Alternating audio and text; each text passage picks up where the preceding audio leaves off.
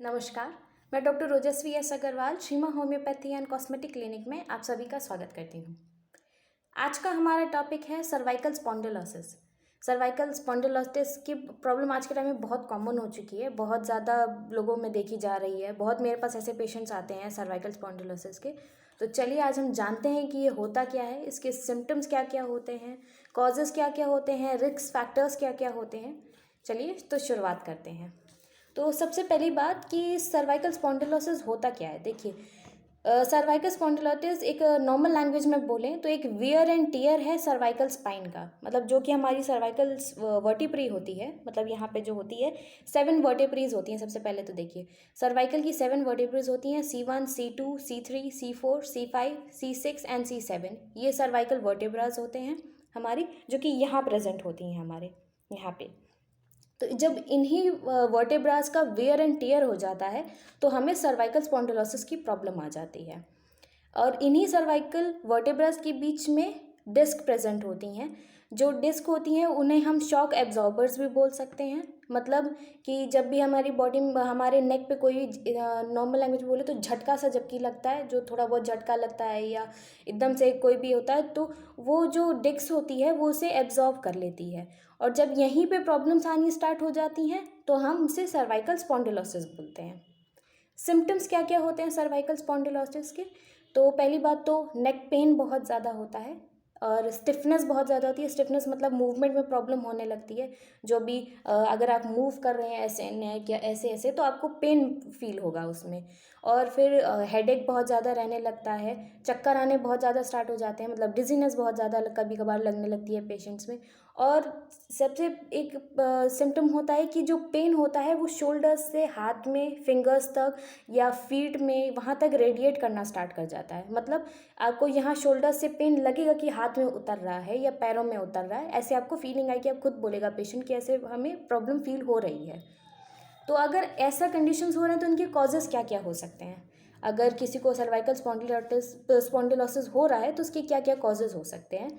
तो पहली बात तो हो सकती है कि डीजनरेशन हो रहा है, मतलब जो डिस्क मैंने आपको बताई होती है, वो जो बताई है आपको, उसकी डीजनरेशन हो रही है। मतलब उनकी जो इलास्टिसिटी है, जो जैसे वो सॉफ्ट एक्चुअली होती हैं, जो डिस्क होती हैं वो थोड़ी सॉफ्ट होती हैं, तब भी वो उसमें इलास्टिसिटी होती है। तो जब उनकी इलास्टिसिटी कम होने लगती है तो उसे हम डीजनरेशन बोलेंगे। तो वो होने लगता है तब आपको सर्वाइकल स्पॉन्डिलोसिस की प्रॉब्लम आ सकती है। दूसरा, या तो हर्निएशन हो रहा है उस डिस्क का, मतलब जो डिस्क है वो बल्ज आउट कर रही है, जैसे दो वर्टिब्रास के बीच में डिस्क जो प्रेजेंट है वो बाहर की तरफ थोड़ी सी निकल आई है।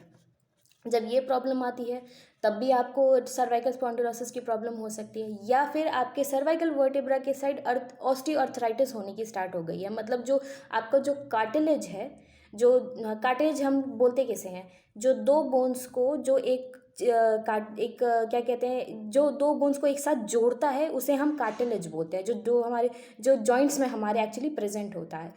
तो जब वो उसका डीजनरेशन होने लगे, जब उसकी इलास्टिसिटी कम होने लगे, जब वो उसका डीजनरेट होना स्टार्ट हो जाए तो उस वजह से उसे हम ऑस्टियोआर्थराइटिस बोलेंगे। और ये कोई एकदम से होने वाला प्रोसेस नहीं है, ये ऑन गोइंग प्रोसेस है। मतलब धीरे धीरे धीरे धीरे होता है, धीरे धीरे करके बढ़ता है। ये एकदम से एकदम नहीं आपको हो जाता है, एक्यूट कंडीशन नहीं है, क्रॉनिक कंडीशन है। मतलब ये धीरे धीरे धीरे करके होगा। तो अगर ये होना स्टार्ट हो जाए तो भी आपको हो सकता है सर्वाइकल स्पॉन्डिलोसिस की प्रॉब्लम। या फिर नेक्स्ट कंडीशन हो सकती है बोन्स पर, मतलब जब एबनॉर्मल बोन की ग्रोथ हो जाती है आपके जॉइंट्स में तब आपको ये प्रॉब्लम आ सकती है।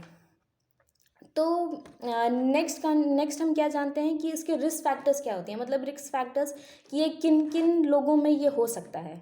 अगर सर्वाइकल स्पॉन्डिलोसिस किन किन लोग ज़्यादा प्रोन होते हैं इसको होने के लिए। तो प्रोन होने में सबसे पहली कंडीशन हो सकती है, नंबर 1, अगर कोई स्मोक करता है, स्मोकिंग की अगर किसी की हैबिट है तो उनमें हो सकती है। सेकंड, आपकी जेनेटिक है, आपकी फैमिली में अगर रन कर रही है, किसी और को भी ये प्रॉब्लम है तो आप प्रोन हो सकते हैं, आप अपने उसमें क्या आपको हो ये कंडीशन। थर्ड, आपका ऑक्यूपेशन क्या है, मतलब या तो आपका काम करने आप ज़्यादातर कंप्यूटर में बैठते हो, या ज़्यादातर, या तो आप आज के टाइम में लोगों की हैबिट हो गई है फ़ोन पे बहुत ज़्यादा बैठते हैं, फ़ोन और कंप्यूटर्स पे बहुत ज़्यादा बैठ रहे हैं। तो उसकी वजह से भी ये प्रॉब्लम हो सकती है। या तो किसी का ऑक्यूपेशन ऐसा है कि उन्हें एक ही पोजीशन में ज़्यादातर नेक रखना होता है, लाइक जो जैसे पेंटर्स हो गए, उनका मोस्टली काम होता है कि फेस ऊपर करना है, नेक ऊपर करके रखना होता है। या तो प्लम्बर्स हो गए जिनका काम मोस्टली नीचे देखने का होता है, नीचे फेस। तो आपका मूवमेंट रिस्ट्रिक्ट हो रहा है काफ़ी टाइम के लिए, क्योंकि आप ये देखिए, ये हमारी बॉडी का सबसे मूवेबल पार्ट है। ऐसे ऐसे देखिए, हमारे वर्टिब्रा का पर्टिकुलरली ये सबसे मूवेबल पार्ट है। तो जब इन्हीं का मूवमेंट जब एक तरफ ज़्यादा होने लगता है तो ये प्रॉब्लम्स आनी स्टार्ट हो जाती हैं। या तो एक प्रॉब्लम आ सकती है कि आपका बॉडी पोस्चर सही नहीं है, आप ठीक से बैठते नहीं हैं, स्ट्रेट नहीं बैठते हैं, थोड़ा झुक के बैठते हैं।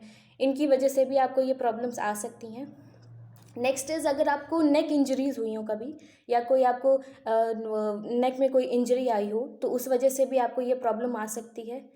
नेक्स्ट, आप ट्रैवल बहुत ज़्यादा करते हैं, मतलब जैसे ट्रैवल इन द सेंस हो गया, आप ट्रेन पे बहुत ज़्यादा ट्रैवल करते हैं या बस ट्रैवल बहुत ज़्यादा करते हैं। तो देखिए उससे उसकी वजह क्या है कि ट्रेन या बस में हमें ना वाइब्रेशन बहुत ज़्यादा होती है, ऐसे ऐसे मूवमेंट होता रहता है। तो इसकी वजह से भी आपको ये प्रॉब्लम नेक पेन की या इन चीज़ों की कंसिस्टेंटली, अगर आप रेगुलरली कर रहे हैं ऐसा, तो ये प्रॉब्लम आपको आ सकती है।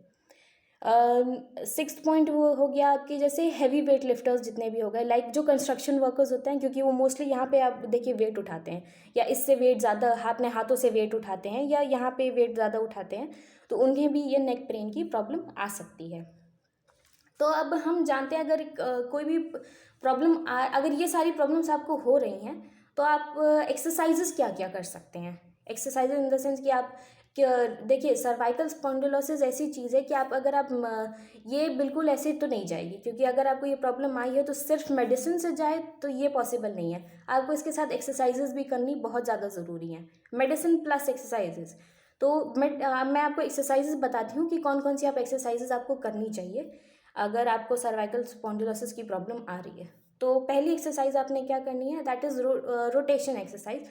Rotation to the side actually exercise. तो पहले आप ऐसे क्या करना है, ऐसे इधर देखिए, पहले राइट देखिए, 15 सेकेंड्स के लिए वेट करिए, फिर ऐसे आइए, फिर ऐसे करिए, लेफ्ट साइड में मूवमेंट रोटेट करिए अपने नेक को, फिर 15 सेकेंड्स वेट करिए, देन लुक स्ट्रेट, देन फिर आपने अपवर्ड्स देखना है, wait for 15 seconds, then straight, फिर नीचे देखिए। ये हो गई, ये आपकी सेकेंड एक्सरसाइज हो गई। नाउ थर्ड एक्सरसाइज कौन सी होगी कि आपने नेक रोटेट करना है। नेक रोटेट इन द सेंस कि ऐसे ऐसे, ये मूवमेंट, नेक रोटेट।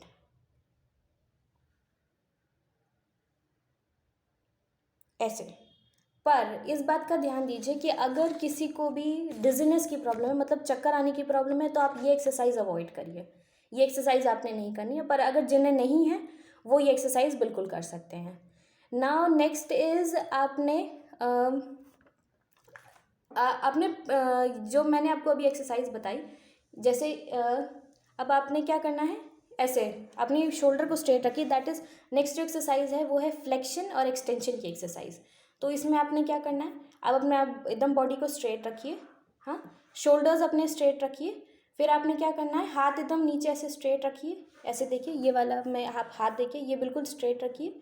फिर आपने क्या करना है, ऐसे करना है, अपने ईयर्स को अपने शोल्डर पे टच करना है। पर इस बात का ध्यान रखिए कि आपके शोल्डर्स ईयर पे टच नहीं होने चाहिए, आपके शोल्डर्स ऐसे उठ के नहीं आने चाहिए, आपका ईयर जाना चाहिए उस साइड।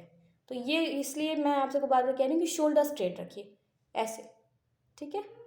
ये मूवमेंट रखिए, इसको नीचे लाइए, ठीक है। 5 सेकेंड्स के लिए वेट करिए, फिर स्ट्रेट, फिर सेम यही, यहाँ पे हाथ एकदम स्ट्रेट, सेम ऐसे 5 सेकेंड्स वेट करना है, फिर स्ट्रेट। ऐसे आपने 5 टाइम्स करना है। ये जितनी भी मैंने आपको एक्सरसाइजेस बताई हैं आपने सबने 5 टाइम्स करनी है।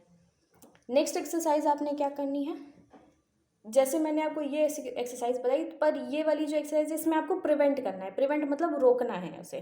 तो प्रिवेंट कैसे करना है, एक हाथ आपने यहाँ रखना है, ठीक है। फिर आपने अपने फेस को, अपने हेड को अपने हाथ के साइड पे पुश करना है, लाइक दिस, ऐसे पुश करना है। पर प्रिवेंशन क्या है, आपको इस हाथ से उस मूवमेंट को रोकना भी है। तो मतलब दोनों ऑपोजिट मूवमेंट होगा। यहाँ पे ये इस तरफ पुश हो रहा है, फोर्स कर रहा है, और पर ये जो है वो इस साइड फोर्स कर रहा है, लाइक दिस। ठीक है, ये ऐसे करना है। फिर 5 सेकेंड्स के लिए वेट करिए, रेस्ट। थोड़ी देर के लिए 3 सेकेंड्स के लिए वेट करिए, फिर नेक्स्ट ऐसे, फिर सेम यही करना है आपने। फोर्स का डालना है इस साइड, हेड का फोर्स इस साइड पड़ेगा, हाथ का फोर्स इस साइड पड़ेगा, ये करना है। 5 सेकेंड्स के लिए वेट, देन दिस। यह आपने 5 टाइम्स करनी है। ये एक्सरसाइज होगी 5 टाइम्स के लिए।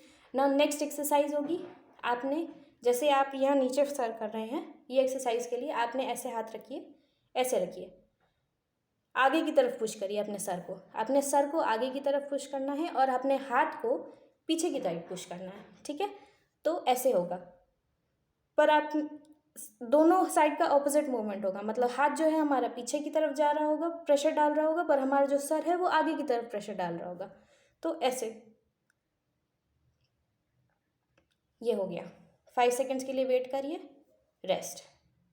फिर ये आपने 5 टाइम्स करना है। फिर ये ऐसे पीछे करिए, सेम यही आपने सर को पीछे की तरफ पुश करना है, पर हाथ को आगे की साइड पुश करना है, सेम। 5 सेकेंड्स के लिए वेट, देन रेस्ट। ये भी आपको 5 टाइम्स करना है। आप नोटिस, जब आप ये एक्सरसाइजेज एवरी डे रोज में आप करना जब स्टार्ट करेंगे, तो आप ये नोटिस करेंगे कि आपको नेक स्टिफनेस में, नेक पेन में बहुत ज़्यादा रिलीफ मिल रहा है। प्लस मैं आपको लेकिन एक और चीज़ कहना चाहूँगी कि आप मेडिसिन ज़रूर से लीजिए। देखिए, ये कंडीशंस अगर इनिशियल स्टेजेस पे है तो एक्सरसाइजेस के थ्रू चली जाएगी, लेकिन जब ये बहुत ज़्यादा कंसिस्टेंसली आपको रहने लगी है, आप नोटिस पेन बहुत ज़्यादा रहने लगा है, तो आपको मेडिसिन लेनी बहुत ज़्यादा ज़रूरी है। तो आप मेडिसिन ज़रूर से लीजिए, और ये एक्सरसाइजेज एवरी डे करते रहिए, तो आप खुद नोटिस करेंगे कि आप में आपका जो प्रॉब्लम है, जो पेन है, वो अपने आप जाना स्टार्ट हो गया, और आपको मूवमेंट जो आपका रिस्ट्रिक्ट हो रहा था, मूवमेंट में जो रुक रहा था, प्रॉब्लम हो रही थी मूवमेंट ऐसे करने में, या ये नेक मूवमेंट में प्रॉब्लम हो रही थी, उसमें आपको पेन में रिलीफ हो गया है, और जो मूवमेंट है वो भी आपको सही होना स्टार्ट हो गया है। तो आप ये एक्सरसाइजेस करते रहिए, और अपनी ये अगर आप ये सारी चीज़ें फॉलो करते हैं तो आप खुद देखेंगे कि आपकी प्रॉब्लम कितनी ज़्यादा रिलीफ हो गई है आपकी प्रॉब्लम में। तो आज के लिए वीडियो के लिए बस इतना ही। नेक्स्ट वीडियो में हम फिर मिलेंगे। नमस्कार।